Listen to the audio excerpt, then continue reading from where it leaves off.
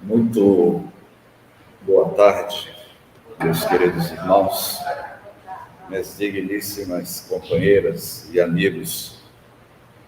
O César tem 2 anos que eu estive aqui por conta da pandemia do Covid-19, que fez com que nós repensássemos o nosso jeito de ser. A pandemia nos trouxe grandes propostas de mudanças. Eu, pessoalmente, tive alguns amigos muito próximos nossos, inclusive o ex-presidente do Santo Espírito, Humberto de Campos, a instituição espírita que meu pai fundou em 1970, o nosso querido Arnaldo Dutra de Barros, que foi presidente do Humberto de Campos. Ele desencarnou esse ano, vítima da Covid-19, e tantos outros amigos do movimento espírita que retornaram à pátria espiritual. E hoje, 2 anos, nós retornamos para falar de um tema, de uma obra psicografada por Divaldo Pereira Franco, no ano de 1971, exatos 50 anos atrás, através da mediunidade abençoada do Divaldo, ele psicografa Sementeira da Fraternidade na década de 70, quando a humanidade já enfrentava as grandes crises existenciais. E esta obra teve a participação de 15 entidades espirituais. 15 espíritos, através de Divaldo, psicografou os 60 capítulos deste livro. E Joana de Ângeles, conforme vocês sabem, a benfeitora Joana de Ângeles, que foi contemporânea de Jesus, na personalidade de Joana de Cusa, quando ela seguiu as pegadas do peregrino do amor, que foi Jesus, conforme eu sempre digo, quando o amor veio à Terra, era a presença magnânima do Espírito mais perfeito que aqui esteve entre todos nós, na personalidade deste Cristo cósmico, deste grande avatar divino. E Joana de Cusa, ela foi uma das mulheres que teve o grande prazer de conviver com Jesus. Naquela época, ela se chamava Joana de Cusa, e que mais tarde, após a crucificação de Jesus, ela seria martirizada, queimada viva na fogueira, ao lado de seu filho, conforme está escrito na obra de Humberto de Campos Boa Nova. Esta Joana de Cusa, ao longo de 2000 anos, vem contribuindo para a edificação do reino de Deus na mente e em nossos corações. Joana de Cusa é a própria Joana de Ângeles.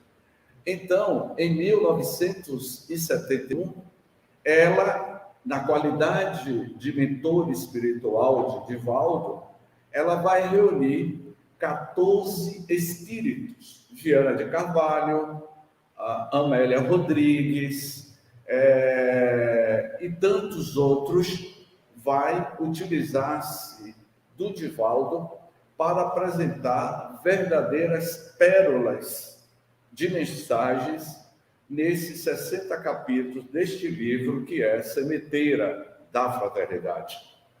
E o tema de hoje é exatamente o título do livro, Sementeira da Fraternidade.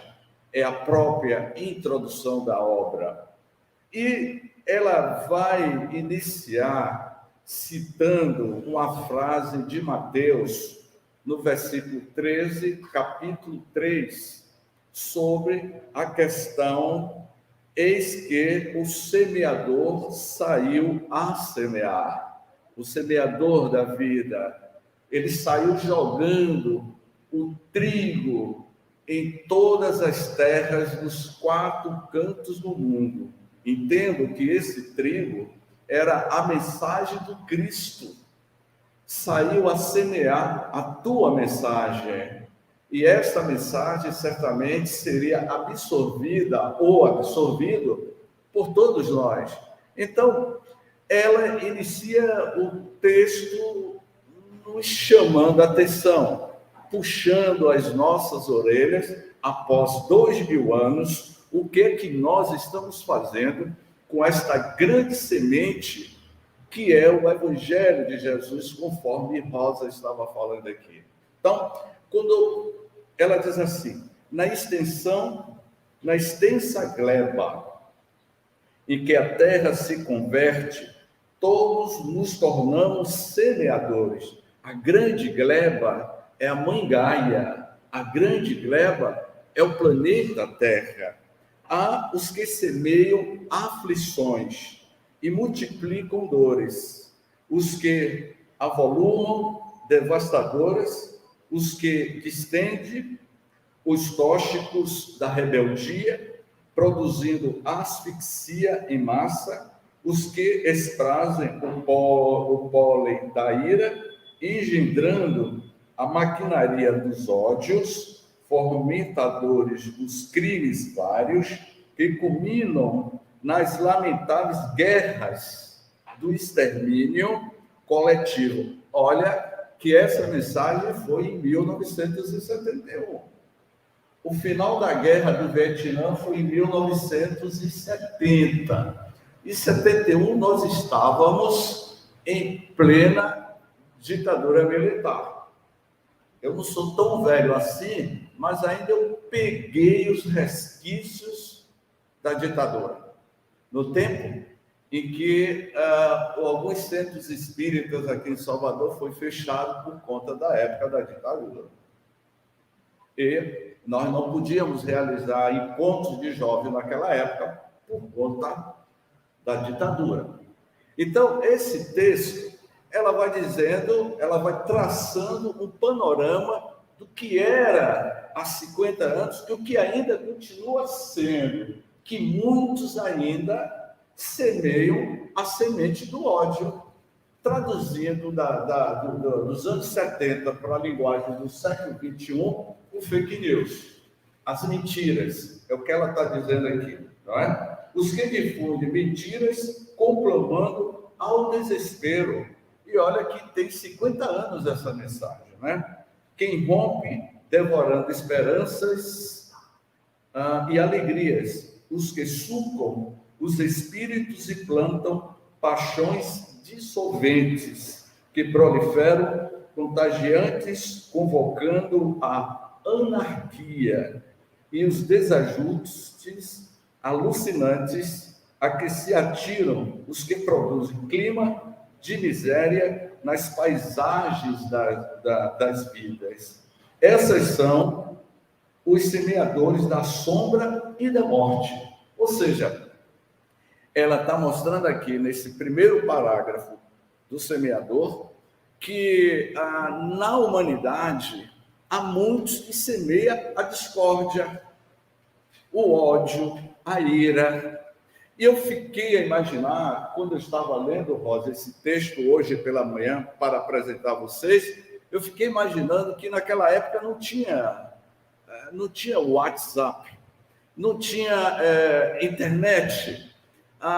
Eu me lembro, em 71 eu tinha 10 anos de idade, mas como eu tenho uma boa memória, eu me lembro que em 71 eu estava no Centro Espírita Humberto de Campos, assistindo a palestra de meu pai, e eu perguntava ao meu pai, e hoje pela manhã, eu comentava com uma amiga nossa que está querendo de desistir com um grupo espírita lá em Nova Orleans, nos Estados Unidos, e eu dizendo a ela, minha amiga, não desista desse grupo de estudos aí em New Orleans ou Nova Orleans. Continue. Aí eu contei essa história. Olha, quando eu tinha 10 anos, exatamente em 1971, que é a data da psicografia desta obra, meu pai estava no Centro Espírita Humberto de Campos, fazendo uma palestra. E eu, na linguagem de um garoto de 10 anos, eu perguntei a meu pai, para quem o senhor está falando? Meu filho, eu estou falando para os espíritos. Eu disse, mas só tem eu aqui na cadeira. Me lembro como hoje. Era o mês de julho. Ele usava um blusão de frio, quando havia frio em Salvador na década de 70, porque na década de 70 Salvador era uma grande horta, tinha muitas chácaras, não é como hoje, que hoje virou uma grande metrópole. Eu olhei para trás e as cadeiras estavam vazias. Disse, mas eu não estou vendo ninguém, meu pai. Meu filho, mas aqui está cheio de espíritos e eu estou falando para você e para os espíritos. 50 anos depois, eu estou aqui falando para vocês. E aí eu disse a essa minha amiga Daniele, lá de Nova Orleans, que ela estava querendo desistir. Não desista, porque se meu pai não fizesse isso comigo, eu não seria o que eu sou hoje. Então, a semente que ele foi plantando naquela criança, adolescente de 10 anos, que hoje virou essa figura que vos fala, a semente floresceu. Portanto, ela, nesse primeiro parágrafo, ela traça o caos que existia naquela época e que ainda existe, que muitos de nós semeamos a maledicência, a maldade, o ódio, a ira, porque a pior pandemia que vem ocorrendo na humanidade não foi a gripe espanhola, não foi a peste negra, e tampouco o Covid-19. A maior pandemia da história da humanidade é a pandemia da insensatez humana. Essa insensatez humana, o egoísmo. E Jesus, ele, ao vir à Terra, ele estava trazendo um antibiótico para destruir este vírus mortal da insensatez humana, que é o Evangelho de Jesus. E aí, no segundo parágrafo, ela diz assim, sobre o solo ubérrimo dos homens, muitos semeiam a palavra de luz e vida, facultando que o sol da alegria aqueça e vivifique os que lhe recebem a claridade. Quantos de vocês, quantos de nós e os caros internautas que estão nos assistindo, já foram beneficiados nesta casa de oração com a mensagem de luz que tira um peso sobre os nossos ombros? Quantos sobe a rampa em busca, ébrio de esperança, de uma palavra que vá alimentar a nossa alma, especialmente nesse momento em que a humanidade vive um luto coletivo. Todos nós estamos vivendo, sim, esse luto coletivo. O mundo já perdeu mais de 5 milhões de pessoas vítimas do coronavírus. O Brasil, mais de 600 mil pessoas. Portanto, nós estamos, sim, vivendo um luto coletivo.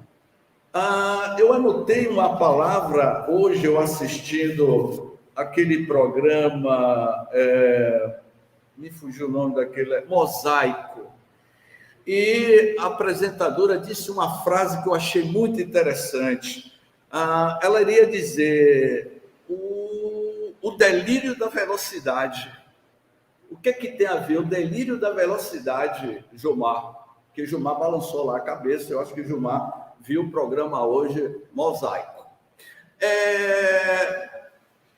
O delírio da velocidade que ela estava falando é que tem pessoas que pegam na internet os vídeos e botam na velocidade para tentar que o tempo passe mais rápido, não é? A gente tenta passar o tempo mais rápido. Me parece que se nós morássemos nos achando a Índia, a gente ia desencarnar de tédio, porque os monges, eles entram em estado de samadhi, de meditação. Augusto Cury, em 99, quando publicou o livro Pais Brilhantes, Professores Fascinantes, há um texto, um capítulo desse livro, que ele vai falar da síndrome do pensamento acelerado. E essa repórter, apresentadora, ela falou o delírio da velocidade. Há pessoas que assistem um filme do Evangelho de Jesus, um filme de Paulo de Tarso, e aumenta a velocidade porque não tem tempo. Aí ela vem nessa mensagem dizendo: se você deseja, de fato, ser um semeador das bênçãos divinas do Criador, tudo tem seu tempo. Há tempo para tudo. Há tempo de nascer, como há tempo de morrer. Todos nós nascemos e vamos morrer. Então, não adianta aumentar a velocidade desses vídeos. Então, o que ela nos chama a atenção aqui, que muitos são, todos nós, os promicultores que na seara da esperança estão deixando as valiosas espécies de que fazem os portadores da leira gentis, das criaturas com os olhos colocados no porvir, colocados no futuro, sem pressa. Para que tanta pressa? Nós estamos adoecendo porque nós estamos muito apressados, não é? Estamos nessa síndrome do pensamento acelerado. Para vivenciar o Evangelho de Jesus, a gente tem que degustar a sua mensagem, entrar nesta egrégora espiritual que é este cenáculo e meditar, diminuir as nossas ansiedades do mundo de César, do mundo exterior, e começar a ter uma conexão com o divino, porque o divino não está no externo, o divino está em você. Nós procuramos Deus, conforme eu falei ontem no estudo da Gênesis, a existência de Deus, a soberana força de Deus. Busque Deus em você, conforme Jesus iria afirmar: vós sois deuses. Ele disse isso, e ele é o Espírito perfeito, ele é o governador espiritual da Terra, e na qualidade do avatar cósmico do nosso planeta, ele iria dizer: vós sois deuses, porque ele sabe que nós somos constituídos ou constituída do DNA do Criador, que cada um de nós carregamos. Então, desperte o Deus interior em você. Desperte o divino que existe em você, desenvolvendo esta semente de vida eterna. Todos nós somos convidados a nos tornarmos os semeadores da última hora. Essa mensagem de Joana, ela nos convida a essa reflexão, que todos nós estamos sendo convidados a sair, a semear a semente de vida eterna. Essa semente de vida eterna é a boa nova do Cristo, é a mensagem de Jesus que veio para a humanidade para se eternizar. Então, quando ela diz, no terceiro parágrafo, isso só é a introdução do livro, viu, Walter? Porque eu não vou entrar no primeiro capítulo, porque aí deve ser outra pessoa, mas vai falar sobre o missionário, sobre o período da Revolução Francesa até o advento de Allan Kardec, não é? O Evangelho afirma que o semeador saiu a semear a semente é a palavra de vida eterna.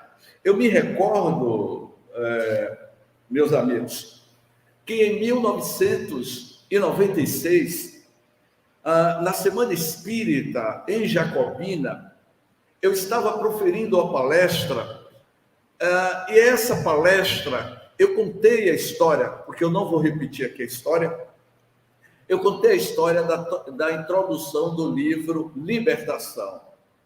Era uma fábula egípcia, ante as portas livres.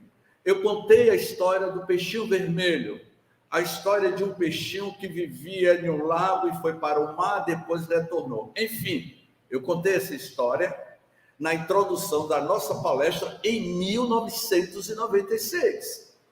E fiz uma relação entre a parábola do peixinho vermelho ante as portas livres, que está na introdução do livro Libertação, com a proposta do Evangelho de Jesus, que Jesus é este peixe, na fábula grega, que veio à terra trazer a semente de vida eterna. Passado 20 anos após essa palestra, eu me encontrava no relógio de São Pedro, aqui em Salvador, e uma senhora muito simpática, distinta, ela me abordou e me disse assim: meu filho, como vai você?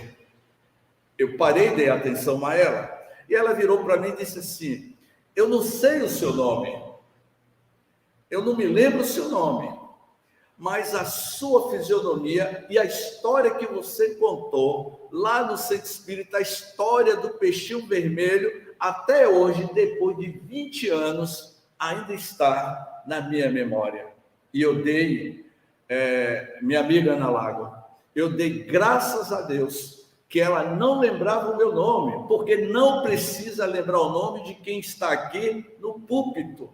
Não precisa lembrar do nome se é o expositor A, se é o expositor B. O importante é o conteúdo, a mensagem que fica. Então, ela me disse assim, aquela história do peixinho vermelho, até hoje eu conto para os meus netos. Aí eu disse, graças a Deus que a mensagem tocou. Essa é a semente de vida eterna, que Jesus apresentou e continuará apresentando, é a mensagem do Evangelho, conforme um dos místicos que viveu na Idade Média, ele iria dizer que o Evangelho de Jesus, não se deve estudar o Evangelho de Jesus, não se estuda o Evangelho de Jesus, vivencia o Evangelho de Jesus. Eu tive o cuidado, essa semana, de realizar uma palestra sobre a vida de Eurípides Barçanufo. Eu contei as sucessivas reencarnações deste grande apóstolo da caridade que viveu na cidade de Sacramento. Então, em um dos momentos conflituosos de Eurípides, e que ele estava sendo perseguido pelo clero religioso em Sacramento, interior de Minas Gerais, ele teve um sonho, ele teve um desdobramento espiritual. O fenômeno da emancipação da alma que nós conhecemos. Eurípides, naquele momento em que ele estava com o Colégio Sacramento, foi fechado, ele teve uma inspiração de Maria de Nazaré para colocar o nome do colégio Allan Kardec, que foi a primeira escola espírita do Brasil e do mundo, em 1907, por Eurípides. E nesse momento, ele estava com muitas angústias, porque havia a perseguição do clero religioso na época contra ele, porque ele era católico, ele era coroinha, ele dava aula numa escola católica, e ele larga tudo e se torna espírita. E aí ele foi apedrejado em praça pública, através do verbo, apedrejado no sentido figurado. E nesse momento de angústia, ele tem um sonho, ele se desdobra e tem um encontro com Jesus. Ele mesmo, o próprio Cristo, teve encontro com Eurípides, que é considerado o apóstolo da caridade. E neste encontro, Eurípides vê Jesus em um jardim verdejante e percebe que Jesus está chorando.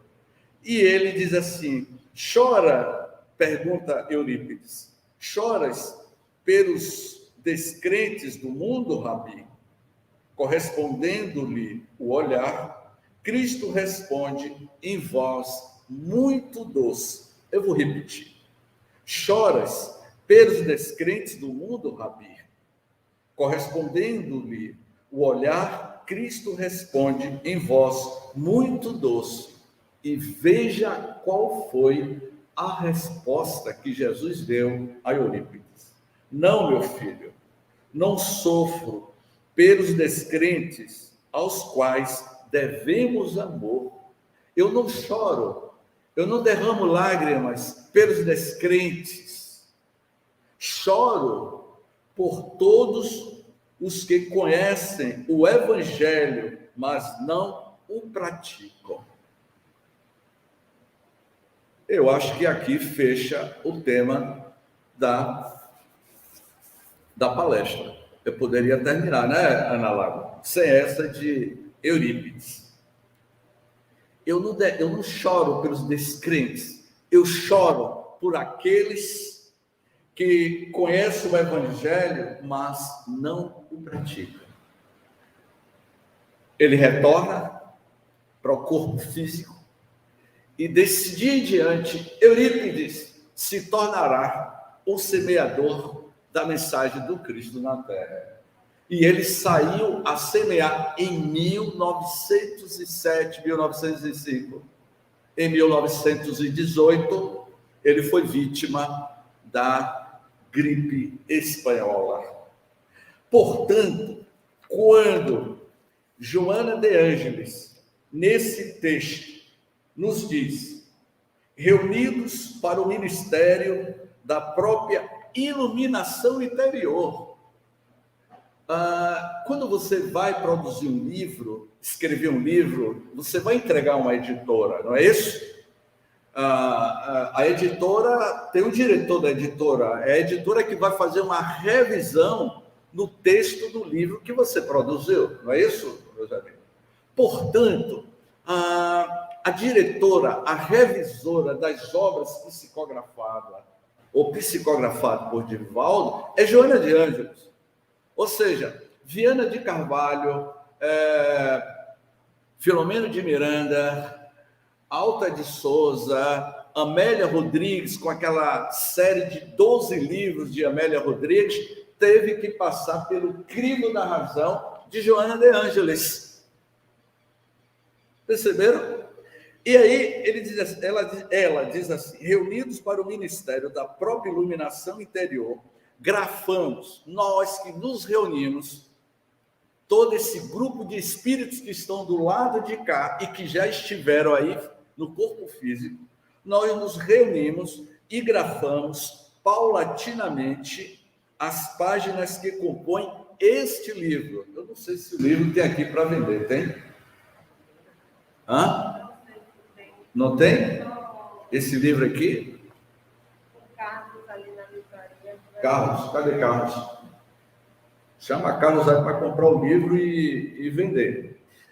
E liga para a Federação Espírita que lá tem, lá na distribuidora tem esse livro.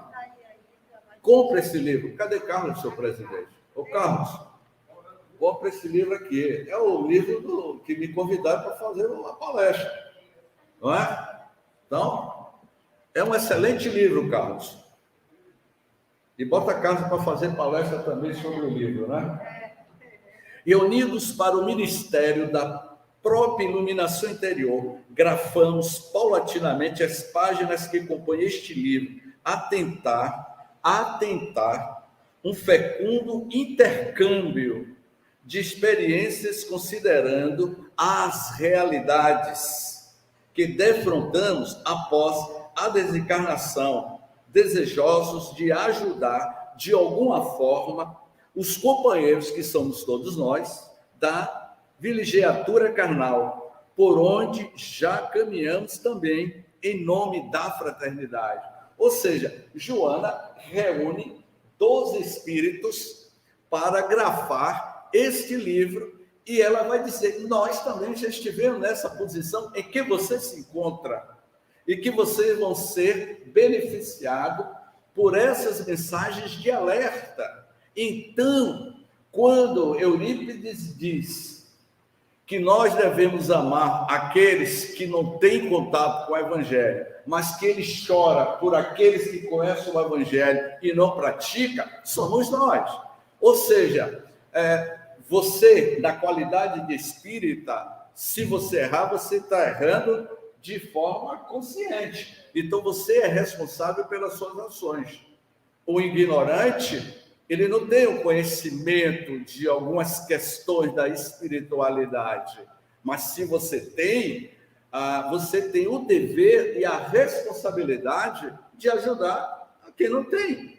Então, quando ela diz assim, alguns não fruímos a honra de conhecer o espiritismo quando da jornada no corpo somático, embora houvéssemos travado relações com o fúlgido Evangelho do Senhor, o que todavia não foi óbice para examinarmos e aprofundarmos estudos e observações na revelação que se fez apóstolo, o insigne Allan Kardec. Ou seja, ela vai dizer Joana de Ângeles, e Joana de Ângeles, ela foi também soteropolitana. Eu não falei de Joana de Ângeles lá como Joana de Cusa, no tempo de Jesus, ela foi soteropolitana.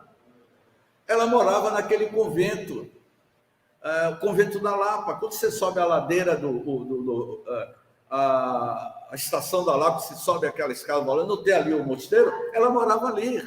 Só que o nome dela, ela tinha outro nome, era Joana Angélica.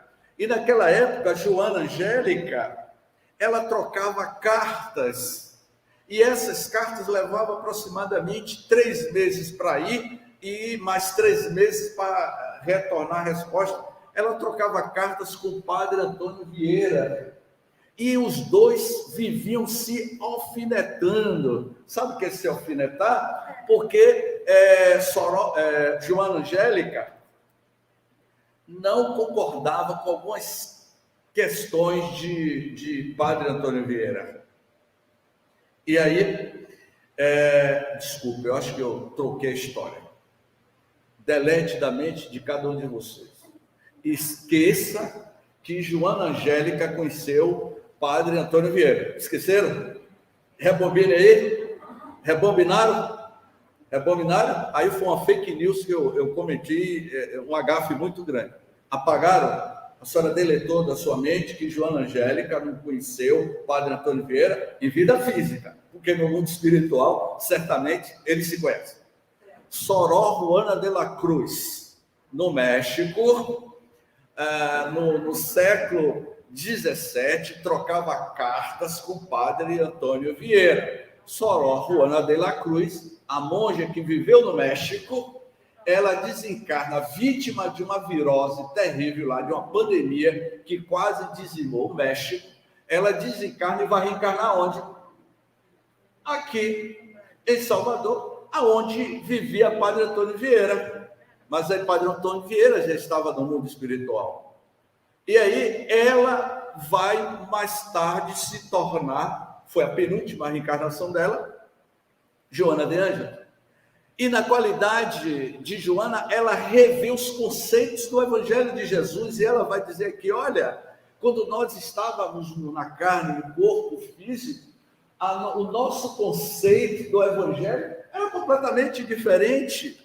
Muitos deles seguiam isso, que a resposta que Jesus deu a Eurípides, né? Choro por todos os que conhecem o Evangelho, mas não praticam. Quantos, na linha do tempo, eram padres evangélicos que conhecem o Evangelho, mas não praticavam? E ela se colocou, imagine só, ela se colocou nessa posição, com toda a contribuição que ela legou à humanidade. Em uma das figuras que ela teve foi Clara de Assis. Clara de Assis é Joana de Ângeles. E aí, ela diz assim, porque reconhecemos na doutrina espírita o renascer do sol cristão nos horizontes do mundo moderno, mas nos afervoramos a participar do fecundo labor de preparar as mentes e os corações para a hora da chegada do Mestre sempre vivo. Ela encerra o penúltimo parágrafo deste texto, dizendo-nos que todos nós estamos sendo preparados para vivenciarmos as grandes mudanças que já estão ocorrendo na humanidade. A grande transição planetária que está ocorrendo na humanidade. A maior de todas as transições é no mundo íntimo de cada um de nós. Nós estamos nos primeiros segundos, das horas segundas, deste mundo de regeneração. Mas esse mundo de regeneração, ele se inicia dentro de cada um de vocês, dentro de cada um de nós. Se nós aspiramos pelo mundo melhor, mude o seu mundo. E essa mudança de um mundo de regeneração não vai ser em 2030, não vai ser em 2050, não vai ser em 2178. Ainda vai levar muito tempo enquanto houver egoísmo humano na Terra, enquanto houver as mentiras descabidas, o primado do materialismo, ainda haverá dores e lágrimas de sofrimento. A regeneração, ela é gradativa no momento em que você mude as suas moradas eternas. Quando Jesus afirmou, há muitas moradas na casa de meu Pai, estas grandes moradas se referia, minha amiga Rosa, em 3 aspectos, e que encaixa-se perfeitamente no tema que nós estamos apresentando na tarde de hoje. Jesus se referia aos mundos habitados, a uma diversidade de galáxias. A nossa galáxia tem 100 bilhões de estrelas, e o sistema solar é uma dessas estrelas. A nossa galáxia vizinha, o nosso país vizinho, porque nós vivemos em um país, o nome desse país se chama Via Láctea. Nós vivemos em um estado, o nosso estado se chama Sistema Solar, e nós vivemos em uma cidade, e o nome dessa cidade, Rosa, se chama Planeta Terra. E o país vizinho, a nossa Via Láctea, é Andrômeda. Andrômeda tem 1 bilhão de estrelas. Isso mesmo que vocês ouviram.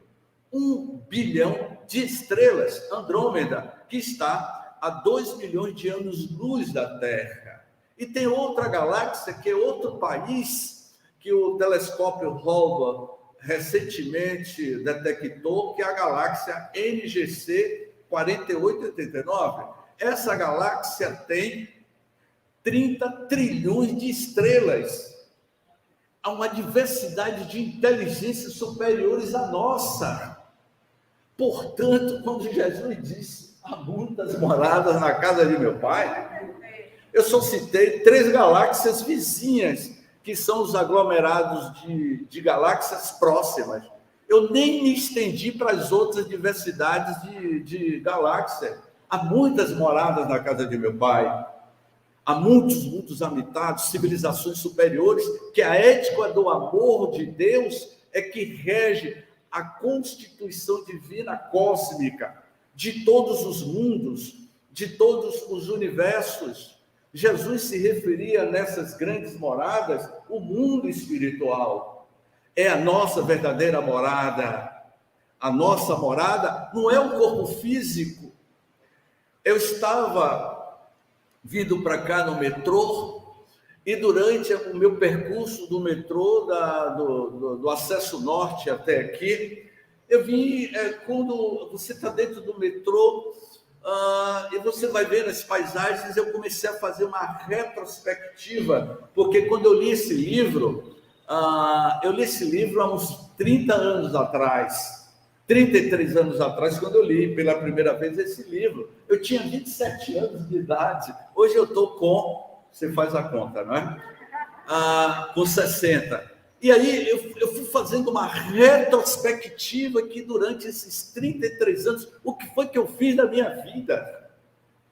Então, eu cheguei a uma conclusão que eu não sou mais um garoto de 27 anos, eu sou um senhor que deve todo o respeito, não é isso, dona Rosa? De 60 anos, que eu não me sinto senhor, não me sinto idoso de jeito maneira. Mas nós estamos envelhecendo, mas amanhã, na curva da vida, eu retornarei para a minha paternidade divina, que é o mundo espiritual. A nossa origem é o mundo espiritual, e não aqui. Ontem eu tinha 27, hoje eu estou com 60, amanhã, quiçá, eu chegarei aos 70 e 80, e por aí vai. Jesus se referia que a nossa verdadeira vida é a vida espiritual, e que nós estamos aqui em trânsito. Ele se referia também das outras moradas, que são as nossas moradas internas. Há muitas moradas no mundo interior de cada um de nós. Descubra as grandes moradas, descubra os arquipélagos, descubra os grandes continentes que ainda é desconhecido dentro de você mesmo, vivenciando o Evangelho de Jesus. Se você deseja conhecer o universo, conhecer os deuses do universo, conforme foi colocado lá no templo de Delfos, homem, conhece-te a ti mesmo, conhecendo a ti mesmo, conhecerás o universo, e conhecendo o universo, conhecerá os deuses. Então, conheça você mesmo, mergulhe no seu mundo interno, vivencie a mensagem de vida eterna dentro de você, realize a sua catarse, realize a sua autotransformação, porque aí você implantará o reino de Deus, que é o reino de luz. Eu sou o caminho, a verdade e a vida, dizia Jesus. Se ele fez essa afirmação, ele quis nos dizer que todos nós estamos fadados a nos tornarmos espíritos perfeitos, como Rosa falou. Nós estamos caminhando em passos largos para um mundo ditoso. Mas, James, diante de tantas calamidades, de tantas dores, de tantos homicídios, de tantas guerras, de tantos desgovernos, significa que o mundo está mudando. O mundo está no seu processo cíclico. E diante desta grande transição, é o momento que todos nós temos que dar o nosso testemunho de fé, como deu Joana de Cusa, que foi queimada viva na fogueira, porque o seu filho, que estava ao seu lado, sendo queimado também na fogueira, o seu filho iria dizer: mãe, abjure quanto é tempo, não vês que nós fomos vencidos? E qual foi a resposta que Joana de Cusa deu ao seu filho? Sabe que uma mãe vê o filho sendo queimado vivo na fogueira ao lado dela? Qual a mãe que não se iria se desesperar? Meu filho, não vês que o Cristo foi crucificado? Que possamos dar o nosso testemunho de fé. E aí, Joana de Ângeles, no dia 15 de novembro, data da proclamação da República, em 1971, ela encerra a introdução do livro, dizendo assim: o semeador saiu a semear. Quando semeava, uma parte da semente caiu à beira do caminho, e vieram as aves e comeram-na. Outra parte caiu nos lugares pedregosos. Outra caiu entre os espinhos. Outra caiu na boa terra e dava fruto, havendo grãos que rendiam 100, outros 60, outros 30 por um. Quem tem ouvido, ouça. Quem tem ouvido, ouça. Semeadores da luz e da fraternidade, estamos a serviço de Jesus, embora servos imperfeitos, que reconhecemos ser. Joana de Ângeles, 15 de novembro de 1970. Portanto, meus queridos irmãos, façamos uma reflexão. Nos últimos acender da luz de 2021, e que nós estamos entrando em um novo ano, 2022. Na virada do ano, nós colocamos uma roupa branca e criamos esperanças. Eu espero que 2022 seja melhor. Mas busquemos pensar o que nos espera para o nosso dia do amanhã. O que nos espera amanhã é o que você está fazendo com o seu momento atual. Como iria dizer Emmanuel no livro Pensamento e Vida. O pensamento cria a vida que procuramos. Você tem a vida que você procura. A sua vida nada mais é do que a constituição das suas ações, das suas atitudes. O pensamento cria a vida que você procura.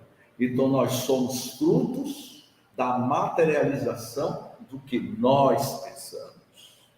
E Buda diz: somos o que pensamos. Com o pensamento construímos o mundo. O mundo nada mais é do que a construção mental dos seus próprios moradores. Portanto, nós somos aquilo que pensamos. Que sejamos, como Joana diz aqui, o semeador que saiu a semear. Porque aquele que semeia, amanhã colherá. Se você semear espinhos, vai colher espinhos. Se você semear rosas, você vai colher rosas, sem os espinhos. Portanto, meus queridos irmãos, saiamos na tarde de hoje em uma doutrinária. Façamos uma reflexão. Olhe para o espelho. Não o espelho físico das nossas residências, mas olhe para o espelho de si mesmo.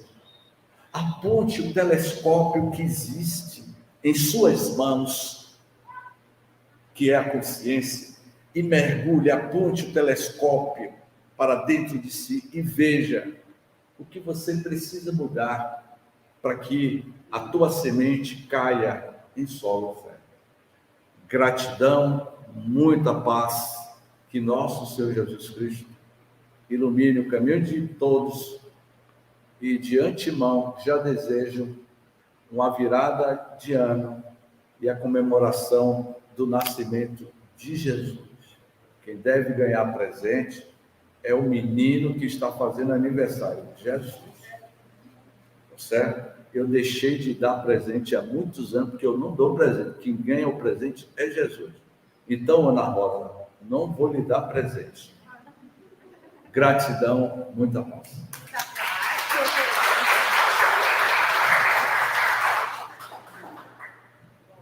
Então, agradecemos a Ney, James Day.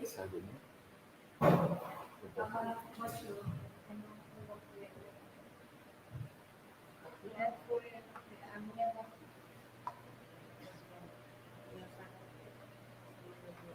Então, agradecemos a Ney, James Day. excelentes palestras, chamamos a atenção, muita coisa vai ficar fixada, vamos prestar muita atenção. Vou começar a vivenciar o evangelho, não estudar, né?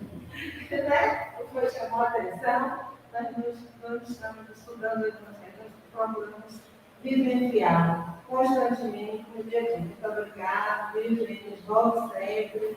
É um prazer sempre ter você aqui conosco. E agora nós vamos para a parte final da nossa doutrinária de hoje, convidando os médicos passistas